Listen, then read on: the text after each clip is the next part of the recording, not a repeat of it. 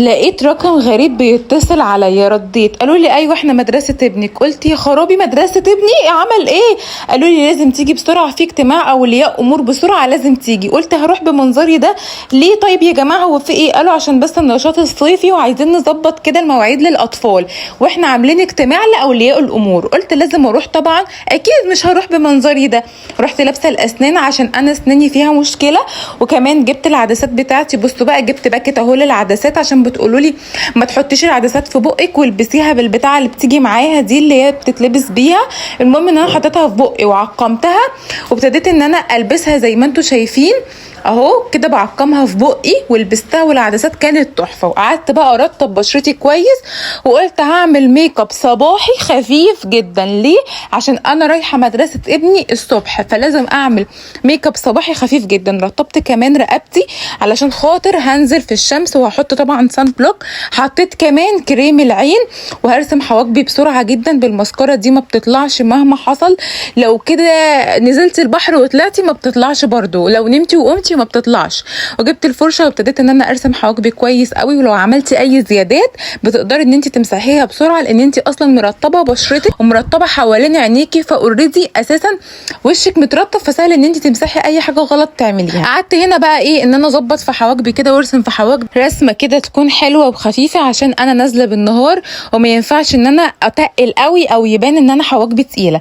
جبت كمان الفاونديشن بتاع شجلام، انا عندي المربع الازاز. جبت كمان اللي هو الطويل ده، على فكره يا جماعه حلو جدا وبيجمنت قوي قوي قوي قوي، يعني بصوا حتى توزيعه خطير. لو لسه بتتفرجي قولي لي بتتابعيني منين وتدي الميك اب كام من 10. استنى كومنتاتكم ولايكاتكم ورايكم في الميك اب، واكتبوا لي بتتابعوني منين. دمجت كده كويس قوي، وعلى فكره حسيت ان انا مش محتاجه كونسيلر خالص. المهم ان هو مناسب جدا ان انت تنزلي بيه الصبح ويبقى ميك اب صباحي ما فيهوش اي مشكله خالص، لان هو خفيف قوي على البشره وبيمسك في البشره زي ما قلت لكم.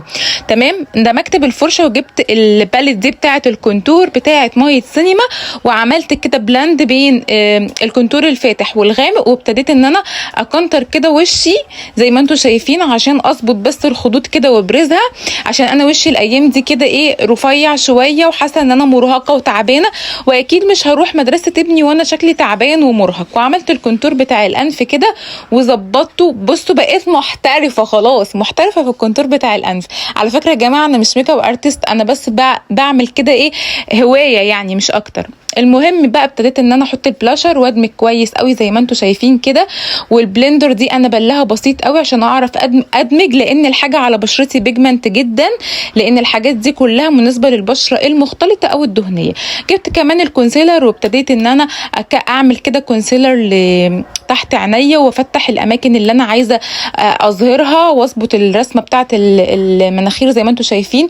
وكمان حددت الحاجب كده وظبطته علشان خاطر يبقى الحاجب شكله واضح اكتر. شايفين واضح ازاي وبقى شكله حلو؟ قلت لكم هنعمل حاجات خفيفه جدا عشان احنا نازلين الصبح. الطبقات دي كلها خفيفه جدا يا جماعه، اوعوا تفكروا انها تقيله. جبت كمان الباودر بتاعه شجلام. الباودر دي يا جماعه روعه روعه روعه بجد، اللي هي اللوز باودر. تمام، اللي هي البينك اللوز باودر روعه. لكن اللي هي الثانيه هي عباره عن جزئين، لوز باودر وكومباكت باودر. الكومباكت بتبقى لونها بينك قوي، بحسها للخدود الطف، للوش الطف، تحت العين مش الطف حاجه، مع ان ثمنها غالي قوي على انها تبقى كده يعني. بس في حاجات زيها واحسن منها كمان، زي اموندا، MN على فكره، مايت سينما، حاسه ان هم نفس المستوى يعني مفيش فرق. ابتديت ان انا كمان استخدم الباودر البيضه اللي في الباليت بتاعه مايت سينما، وفتحت بيها تحت العين حوالين العين وزي ما انتم شفتوا كده. وهبتدي ان انا اعمل البيز بتاع العين. هنعمل الوان خفيفه خالص. دي باليت اساسا بلاشر. تمام. عجبني اللون البينك اللي فيها قوي، حسيته انه لون مناسب للنزول النهاري.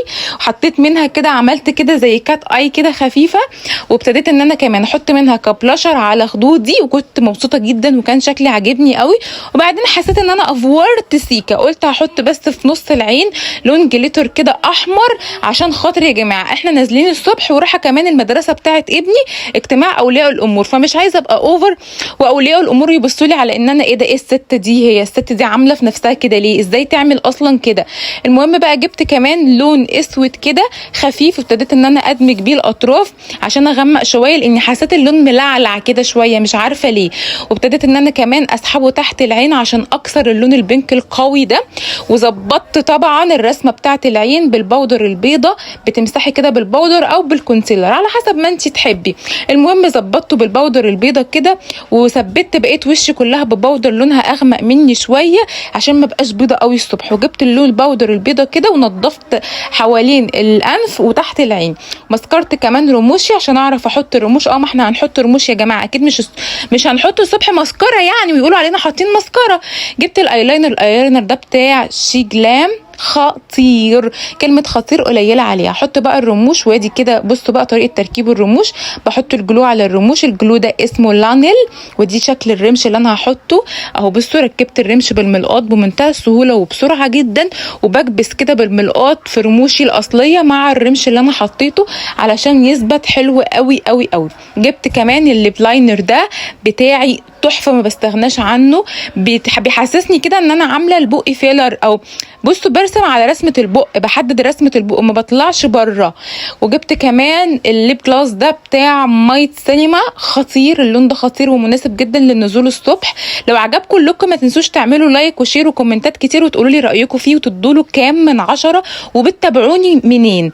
المهم بقى حطيت الهايلايتر ده بتاع مايت سينما، خطير، بحبه قوي قوي قوي، مهما جبت ما اقدرش استغنى عنه. حسيت ان انا اتاخرت قوي كده بصراحه. جبت بقى النضاره بتاعتي وقلت انا كده جاهزه، لازم انزل بسرعه على الاجتماع عشان اتاخرت قوي. هل كده قولوا لي الطقم مناسب للاجتماع ولا اغيره، والنضاره دي مناسبه للصبح ولا لا؟ هستنى رايكم في الكومنتات. باي باي.